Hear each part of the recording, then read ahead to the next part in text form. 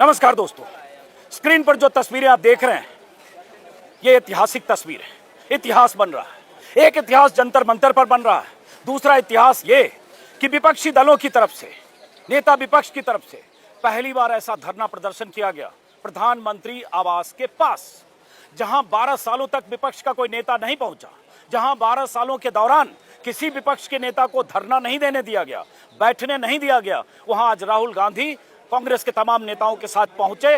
कैसे पहुंचे? चालाकी के साथ। सरकार को भनक नहीं लगी कि कांग्रेस के ये नेता प्रधानमंत्री आवास के पास पहुंचकर वहां धरना देने वाले हैं, क्योंकि कांग्रेस अध्यक्ष मल्लिकार्जुन खड़गे का जन्मदिन था। कांग्रेस के नेताओं ने मल्लिकार्जुन खड़गे के घर पर जमावड़ा किया। जन्मदिन के बहाने सब जुटे, और जब वहां जुटे और अचानक सब वहां से उन्होंने मार्च शुरू किया प्रधानमंत्री आवास की तरफ, तब तक मीडिया को कोई भनक नहीं थी। जब वहां से निकले राहुल गांधी, प्रियंका गांधी, तमाम कांग्रेस के लीडर्स, तब पता चला कि ये तो कांग्रेस के लीडर्स राहुल गांधी, प्रियंका गांधी और तमाम लोग प्रधानमंत्री के आवास तक पहुंचने वाले हैं, और पहुंच गए। और जो तस्वीर देख रहे हैं ये राहुल गांधी के उस धरना की है, जहां राहुल गांधी बैठकर सरकार से मांग कर रहे हैं, दबाव बना रहे हैं कि धर्मेंद्र प्रधान का इस्तीफा। क्या कुछ कहा राहुल गांधी ने वो बताने से पहले एक इतिहास तो वो जो विपक्ष पहली बार प्रधानमंत्री मोदी के घर तक पहुंचा। दूसरा, इस जंतर मंतर पर वो इतिहास बन रहा है जिसे पूरा जमाना देख रहा है। इस जंतर मंतर पर 21 दिनों तक चले अनशन के बाद सोनम वांगचुक को जिस तरह से उठाया गया, उठाने के बाद सरकार को लगा कि अनशन आंदोलन खत्म, लेकिन उसके बाद हजारों लोग जुटे, इतने जुटे जितने शायद दिल्ली की सड़कों पर युवाओं की भीड़ इससे पहले नहीं थी। लेकिन उसके बाद क्या किया? सरकार के आदेश पर, निर्देश पर दिल्ली पुलिस ने बर्बरता की, लाठीचार्ज किया। दर्जनों नहीं, 100 से ज्यादा ऐसे छात्र, युवा प्रदर्शनकारी जो जख्मी हुए, चोटिल हुए पुलिस की लाठियों से, डंडों से, आंसू गैस के गोलों से।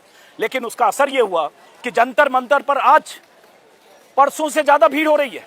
पूरी सड़क भरी है। वही सड़क जिस सड़क पर कल लाठीचार्ज हो रहा था, वही सड़क जिस पर पुलिस वाले सैकड़ों की तादाद में दौड़ दौड़ कर प्रदर्शनकारियों की पिटाई कर रहे थे, दौड़ा रहे थे, भगा रहे थे, जख्मी और चोटिल कर रहे थे। वो जंतर मंतर इतिहास बना रहा है, सरकार को चुनौती दे रहा है कि आप डराकर, दबाकर, लाठी डंडे के जोर से युवाओं की आवाज को कुंद नहीं कर सकते।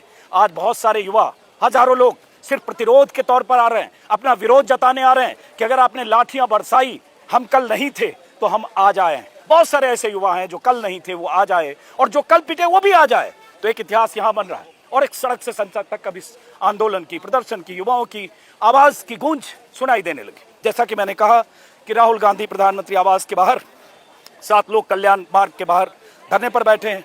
सिक्योरिटी सेंसिटिव जोन है, वहां कोई पहुंचता नहीं है, किसी को पहुंचने दिया नहीं जाता है। पहले पहुंचते थे लोग, मनमोहन सिंह के समय में बहुत धरने प्रदर्शन वहां भी हो जाते थे, विपक्षी दलों के नेता वहां पहुंच जाते थे। लेकिन उसके बाद वहां बाड़ेबंदी और नाकेबंदी की गई पीएम की सिक्योरिटी के बाद, सिक्योरिटी के नाम पर। लेकिन आज प्रधानमंत्री के घर के बाहर बैठकर राहुल गांधी धर्मेंद्र प्रधान का इस्तीफा मांग रहे हैं, अकाउंटेबिलिटी तय करने की बात कर रहे हैं। प्रदर्शनकारी नेताओं से बातचीत करने के लिए केंद्रीय मंत्री जितेंद्र सिंह पहुंचे। राहुल गांधी से चर्चा के बाद गृह मंत्री अमित शाह के पास, उसके बाद शाह से बातचीत के बाद फिर धरना स्थल पर जेपी नड्डा पहुंचे हैं, माफ करें, जितेंद्र सिंह पहुंचे हैं। कहा जा रहा है कि जितेंद्र सिंह बात कर रहे हैं सरकार और विपक्ष के बीच। तस्वीरें स्क्रीन पर देख रहे हैं। राहुल गांधी लगातार सवाल उठा रहे हैं, मांग कर रहे हैं कि सरकार अगर कोई जिम्मेदारी नहीं लेती है तो विपक्ष क्या करे, वो छात्र, वो युवा क्या करें जिन छात्रों के साथ इस सरकार ने लाठीचार्ज किया, जिन छात्रों को सरकार ने टारगेट किया।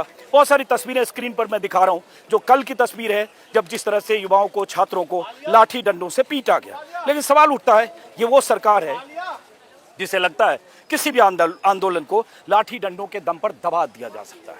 आंदोलन दबाए गए हैं, आंदोलन को कुचला भी गया है, लेकिन किसानों ने इसी सरकार को सबक सिखाया। 13 महीने के उस धरना, प्रदर्शन, घेराबंदी के बाद इस बार युवा सड़क पर है। वो युवा सड़क पर हैं जिनके सड़क पर उतरने की उम्मीद